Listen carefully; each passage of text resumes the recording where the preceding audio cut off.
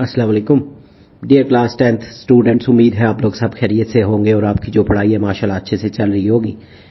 उर्दू की जो new book है नेशनल बुक फाउंडेशन की फेडरल बोर्ड में, इसका काफ़ी सारा पोर्शन हम डिस्कस आउट कर चुके हैं, हिस्सा नज़म का भी और गज़ल का भी। तो इसमें हम आज की वीडियो में ना सबक नंबर 7 जो है मेरा गाँव, इसको सॉर्ट आउट करेंगे। तो मूव करते हैं वीडियो की तरफ। सबक नंबर 7 जो है मेरा गाँव, इसमें जो राइटर है ना मुसन्निफ गुलाम उस सकलैन नकवी, इनका जो तारुफ है पहले इसको डिस्कस आउट करते हैं। इनकी जो पैदाइश है, गुलाम उस सकलैन नकवी जो है 12 मार्च 1922 को ना चौकी हंडन जो नौशहरा रियासत जम्मू और कश्मीर में पैदा हुए। इब्तदाई तालीम जो है इनकी, उन्होंने ना मरे कॉलेज सियालकोट से ग्रेजुएशन मुकम्मल की। आला तालीम जो है सेंट्रल कॉलेज लाहौर से BT और पंजाब यूनिवर्सिटी से MA की डिग्री हासिल की। उसके बाद इनकी जो पेशा वराना जिंदगी है, तालीम मुकम्मल करने के बाद वो तदरीस के शोबे से वाबस्ता हो गए। तदरीसी खिदमात जो हैं नवंबर 1968 से सुबकदोशी तक न गवर्नमेंट कॉलेज लाहौर में तदरीसी फराइज सरंजाम दिए। उसके बाद अदबी सफ़र जो है गुलाम उस सकलैन नकवी ने अफसाना, नावल, मज़ामीन और सफ़रनामे जैसे असनाफ़ अदब में तबा आजमाई की। फिर अफसाना निगारी जो है वो बुनियादी तौर पर एक अफसाना निगार की हैसियत से ज़्यादा शोहरत रखते थे और हल्का अरबाब ज़ौक़ जो है वो मारूफ अदबी तंजीम हल्का अरबाब ज़ौक़ से वाबस्ता रहे। बसियार नवीसी वो कसीरुल तसनीफ़ मुसन्निफ थे और मुख्तलिफ असनाफ़ अदब में खूब लिखा। मशहूर अफसाने जो हैं इनके अफसानी मजमूओं में ना बंद गली, शफ़क़ के साए, सरगोशी और नुक्ते से नुक्ते तक शामिल हैं। मज़ामीन का मजमुआ जो है इनका, मशहूर मज़ामीन का मजमुआ एक तरफा तमाशा है, ये है।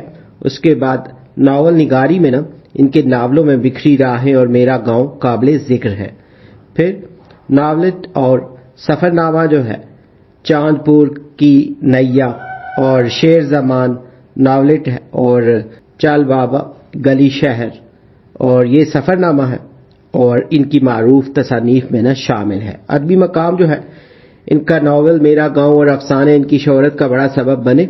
वफात जो है वो 6 अप्रैल 2002 को लाहौर में वफात पा गए और अपने आबाई गांव मौजा बढ़त ज़िला सियालकोट में सुपुर्द खाक किए गए। सबक का जो खुलासा है ये असल में नावल का हिस्सा है, ये जो चैप्टर है। तो मेरा गांव जो है गुलाम उस सकलैन नकवी का मशहूर नावल है जो 1982 में शाया हुआ। हमारे निसाब में शामिल ये जो सबक भी ना इसी नावल से लिया गया है। इस नावल में मरकजी किरदार अब्दुल रहमान उर्फ माना और रेशमा की सादा मगर दर्द भरी मोहब्बत की कहानी बयान की गई है। कहानी चक मुराद नामी एक छोटे देहात के गिर्द घूमती है जहाँ के किसानों की मेहनत, गरीबी, रस्म और रिवाज, वफादारियाँ, छोटे छोटे दुख सुख और जमींदारों का रवैया अहम मौज़ूआत हैं। ये नावल देही जिंदगी के असल तस्वीर पेश करता है ना, और गांव के लोगों की सादगी, रिश्तों की मजबूती और समाजी नाहमवारी को उजागर करता है।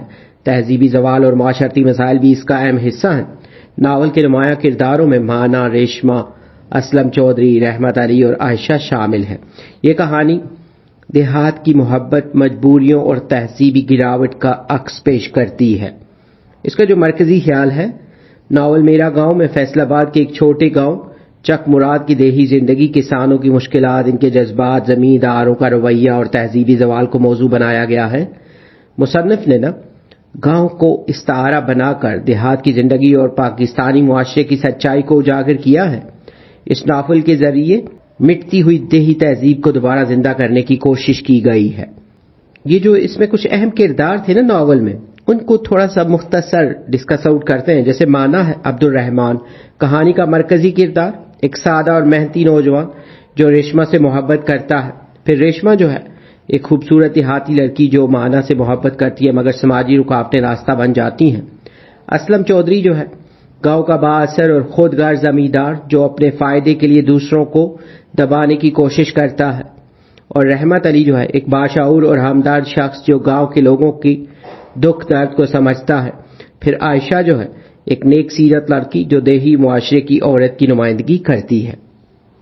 अल्फाज मानी जो है यादें, पुरानी बातें, पगडंडी, तंग सा रास्ता, इस्तारा, इशारे में बात, कड़वी, तल्ख या दुख भरी, मायूस ना उम्मीद, बंजर बेकार जमीन लहराने हिलने या झूमने, हम कलाम बातचीत करने वाला, झाड़ियां छोटी छोटी जो झाड़ होती है ना, फिर फड़फड़ाहट पर हिलाने की आवाज, रंग बरंगी कई रंगों वाली, ढोल बड़ा बजाने वाला साज, और अकड़ अकड़ कर गरूर से पिटाई मार, ठेका किराया या लीज, सफेद पोश बाइज्जत मगर कम आमदनी वाला, एज पेज घुमा फिराकर कहना फरेब की बात, रजिस्टर हाजिरी या रिकॉर्ड की किताब जो होती है, फिर कचहरी जो है अदालत या सरकारी दफ्तर, और झिलमिल झिलमिल चमकने की कैफियत, खरास जो है अनाज पीसने की चक्की, और जथनार घना दरख्त, और झोला जो है खुशगवार, झलंगा बांध की बनी हुई जो चारपाई है पाली हुई यानी पाली गई, कलूल जो है हंसी मजाक, और भूल भुलैयों उलझे हुए रास्ते या ख्यालात, भोलपन सादगी, चिढ़कर गुस्से से, चरखा चक्की या घूमने वाली मशीन, पाट चक्की के घूमने वाले पत्थर, और बुखलाकर उलझन में आकर, गठड़ी कपड़े या अनाज की बांधी हुई पोटली, छाने अनाज डालने का बर्तन या जगह, और उंडेल लिए अनाज डाल देना बेदाग साफ बगैर निशान के, और छरेरा जो है पतला और मुतनासिब जिस्म, और कुदकारे उछल कूद, तिलावत कुरान पढ़ना, और सांवलाहट जो है सांवला रंग। इसमें जब ये चैप्टर शुरू हुआ है तो उसके साथ पढ़ने से पहले पूछिए, ये एक पोर्शन है जहां पे 2 क्वेश्चन लिखे हुए हैं कि नावल किस किस्म की कहानी को कहते हैं। नावल एक तवील कहानी होती है जिसमें इंसान की रोजमर्रा जिंदगी के वाकयात को दिलचस्प और हकीकत के करीब अंदाज में बयान किया जाता है। इसमें प्लाट, किरदार, मंजर और मुकालमे शामिल होते हैं। नावल की खास बात सच्चाई और हकीकत निगारी होती है। यहाँ पे जो दूसरा क्वेश्चन है, नावल किस ज़ुबान और अदब के ज़ेर असर उर्दू में आया। नावल जो है उर्दू में मगरबी अदब के असर से आया। इससे पहले उर्दू में सिर्फ दास्तानें और किस्से कहानियां होते थे।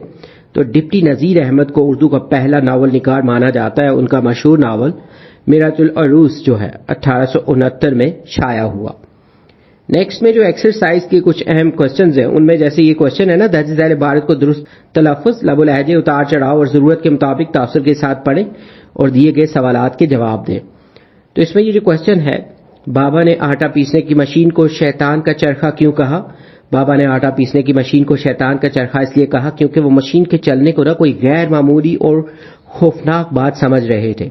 उनके ख्याल में जो कि मशीन को चलाने के लिए ना तो बैल जोते जाते हैं, ना गधे घोड़े वगैरह, तो यकीनन इसे कोई शैतानी कुव्वत चलाती है। फिर बाबा के मुताबिक गांव से बरकत उठने का सबब क्या हो सकता है। बाबा के मुताबिक गांव से बरकत उठने का सबब ये नई मशीन है क्योंकि वो इसे गैर फितरी समझते हैं। इनके नज़दीक रवायती तरीकों की जगह मशीन का आ जाना गांव के सुकून और खैर और बरकत को ख़त्म कर देगा। ये इबारत किन 2 किरदारों के दरमियान है।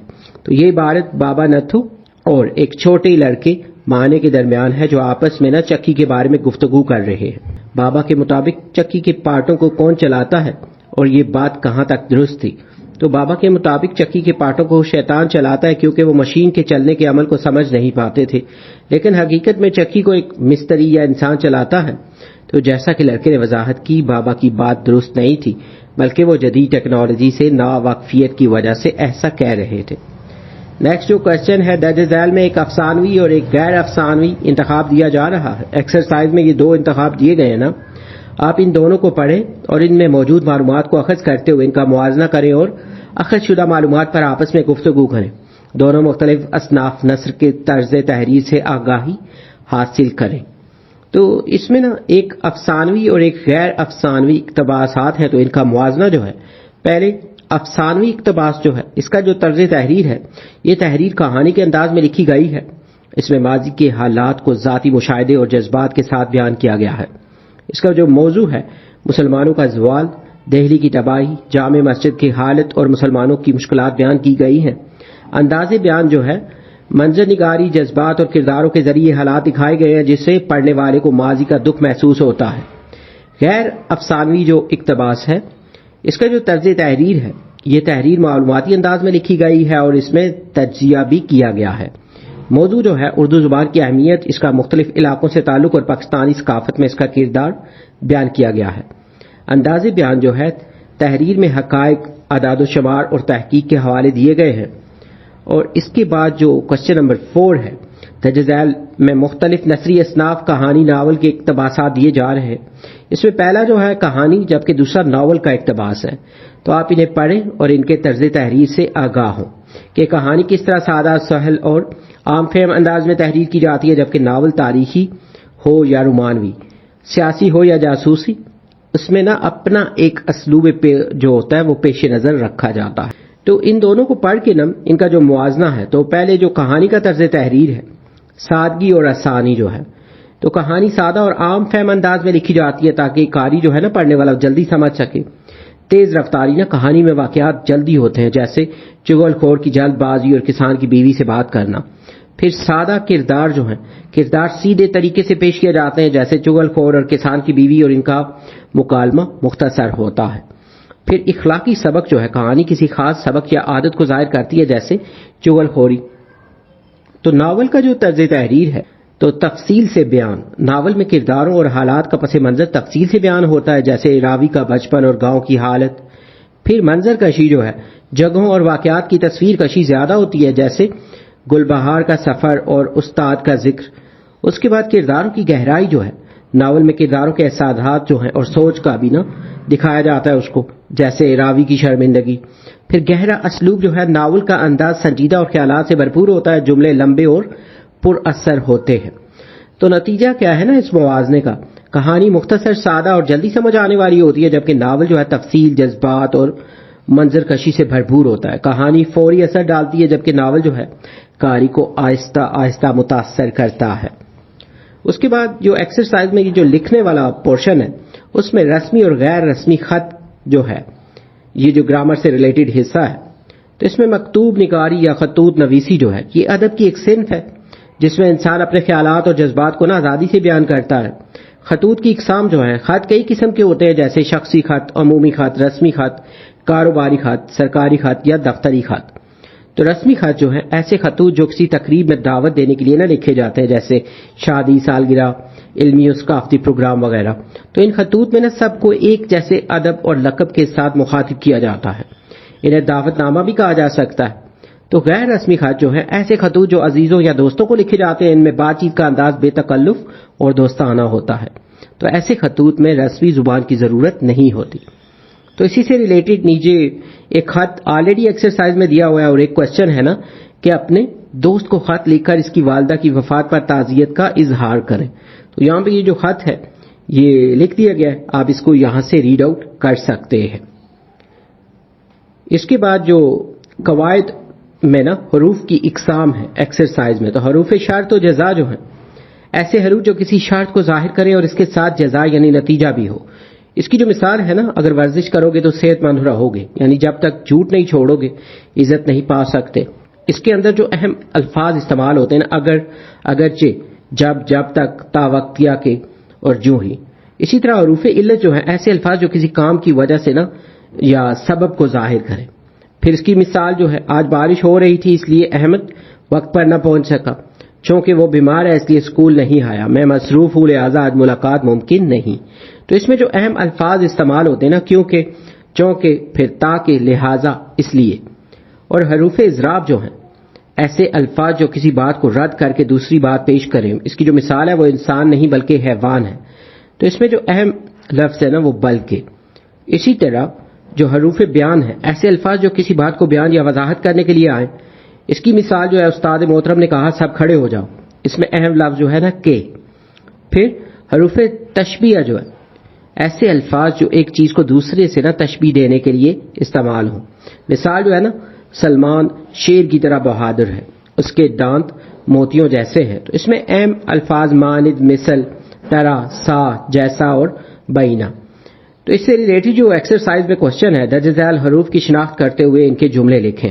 تو اگر جو ہے یہ حرف شرط ہے اور اس کا جو جملہ ہے اگر تم محنت کرو گے تو کامیاب ہو جاؤ گے، لیکن جو ہے یہ حرف استدراک ہے تو اس کو تو ہم نے ڈسکس آؤٹ نہیں کیا ایکسرسائز میں. تو یہ ایسے حروف ہے نا جو کسی بات کو محدود کریں یا اس میں کچھ رکاوٹ یا استثناء پیدا کریں. جملہ جو ہے اس کا وہ پڑھنا چاہتا ہے لیکن وقت نہیں ملتا، پھر اس لیے یہ حرف علت ہے تو مجھے بخار ہے اس لیے آج اسکول نہیں جا رہا. بلکہ جو ہے حرف اضراب ہے وہ صرف ذہین نہیں بلکہ محنتی بھی ہے. مثل جو ہے حرف تشبیہ ہے، اس کی آواز بلبل مثل میٹھی ہے، اور چونکہ جو ہے حرف علت ہے، چونکہ وہ بیمار ہے اس لیے آرام کر رہا ہے. تو یہاں پہ اس کی جو ایکسرسائز ہے وہ بھی کمپلیٹڈ ہے. ہم نے مصنف کا تعارف، خلاصہ، اس کے بعد جو مرکزی خیال ہے، الفاظ، معنی اور ایکسرسائز کو ڈسکس آؤٹ کیا ہے. امید ہے یہ لیکچر، یہ ویڈیو اور یہ جو نوٹس ہیں یہ آپ کی پریپریشن کے لیے ہیلپ فل ہوں گے. اگر اس بک سے ریلیٹڈ مزید ویڈیوز یا نوٹس کی ضرورت ہو تو چینل پہ اس کی پلے لسٹ موجود ہے. اس کے علاوہ جو ویڈیو ہے اس کی ڈسکرپشن میں بھی پلے لسٹ کا لنک دیا گیا ہے. اگر آپ نے ہمارا چینل سبسکرائب نہیں کیا تو چینل کو سبسکرائب کر لیں تاکہ وقت پہ نیو ویڈیو آپ کو فوری طور پر مل جائے. جلد نیو ویڈیو میں نئے لیکچر کے ساتھ ملیں گے. Have a nice time.